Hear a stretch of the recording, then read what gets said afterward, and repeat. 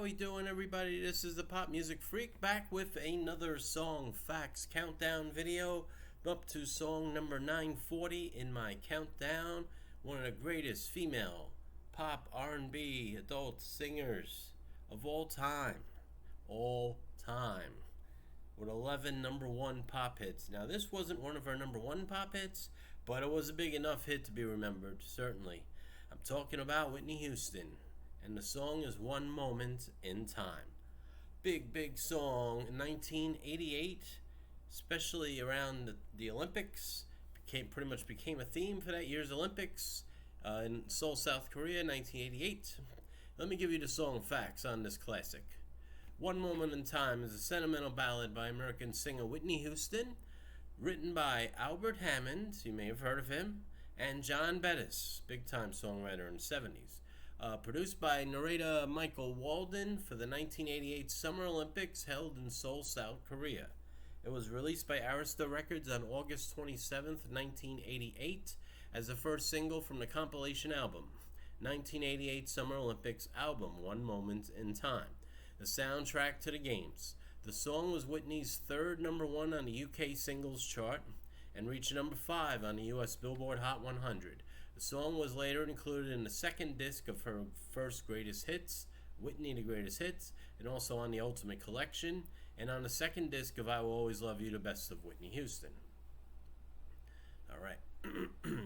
History of the song. The song's melody was inspired by the timeless figure of Elvis Presley, with Hammond imagining it as being sung by Presley at the opening of the Olympics. It appeared on the album 1988 Summer Olympics album One Moment in Time, produced in conjunction with NBC Sports coverage of the Seoul Games, in which, in addition to Whitney Houston, who sang it live at the main ceremony, also featured artists such as the Four Tops, the Bee Gees, Eric Carmen, Taylor Dane, and the film composer John Williams. The track is an anthem for believing in yourself against all odds, as Houston asks for one moment in time when I'm racing with destiny. Then in that one moment of time, I will feel eternity. Chart performance. One Moment in Time was released by Arista Records, as I mentioned before, August 27th, 1988, as the first single from the Olympic album, soundtrack to the games. Song debuted at number 57 on the Hot 100. The issue dated September 10th, 1988. 9 weeks later, it peaked at number 5 on the chart the week of November 12th, 1988, becoming Houston's 10th top 10 on the Hot 100 and spent 17 weeks on the chart. It also debuted on the R&B chart, formerly the Hot Black Singles chart, at number 78. The issue dated September 17th. 6 weeks later, reached a peak of number 22, which was her lowest position on the R&B chart at the time. But on November 5th, 1988, hit number 1 on the Hot Adult Contemporary chart, making it her 7th number 1 single on that chart and stayed on the top for 2 weeks. It ranked number 89 on the Billboard Hot 100 year-end chart of 1988. Worldwide, it was a big hit. In the UK, it entered the charts at number 24. Within 4 weeks, rocketed to number 1 for 2 weeks. Single certified silver by the PPI for shipments of 200,000 copies in the UK. According to the official charts company, the song had sold 400,000 copies in the UK. In West Germany, went straight to in top 10 in its second week on the chart and got to number 1, October 24th. It was the second West German number 1 hit. Basically around the world and in several countries it charted very well. Let's see, in terms of reviews, the Pan-European magazine Music and Media described One Moment in Time as a grand ballad in the pompous production by narrator Michael Walden. Following Houston's death, Entertainment Weekly published a list of her 25 best songs and ranked it at number 14 because the Seoul Olympics needed an anthem, and Houston rose to meet the challenge with this majestic carpe diem chest thumper. The song, a staple of sports montages, yielded one of Houston's all-time best performances at the 1989 Grammys ceremony.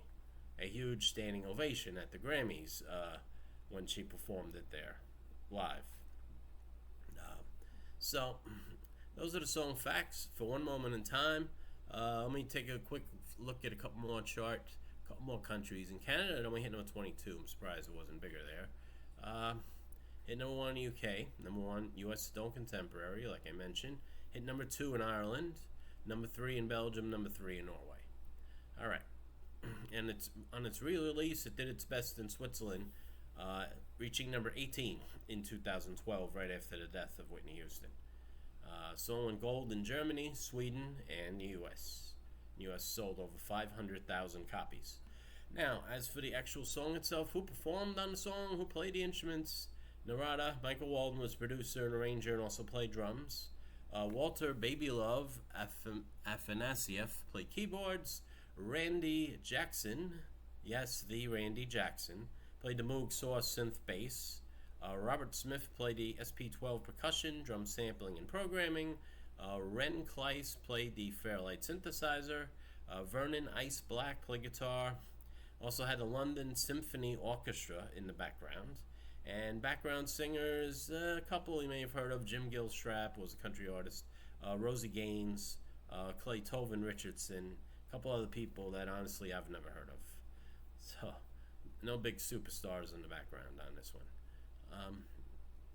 But yes, it was a big anthem. Definitely one of her most memorable songs, even though it wasn't a number 1 smash. She had 11 number 1s during her career.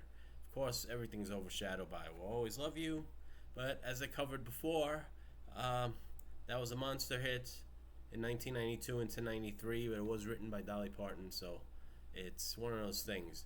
As an artist, as an interpreter of other people's songs, Whitney Houston's always gonna go down as one of the best. But she didn't really write any of her hits, but that's no knock on her. As in terms of a vocalist, she's probably in the top 5 of anyone I've heard in my lifetime. And I'm old. All right, so that's it. That's Song Facts. Hope you enjoyed this. Please share the video. Please subscribe. We have 800 subscribers. Keep it coming, people. Thank you for climbing on board. I must be doing something right. You guys, or even if you guys are just on, most of you, just to see the countdown and see who I like the most. That's, gotta have something. Gotta have a reason to keep you guys coming, right? So, thank you all very much. I wish you peace and love. Take care.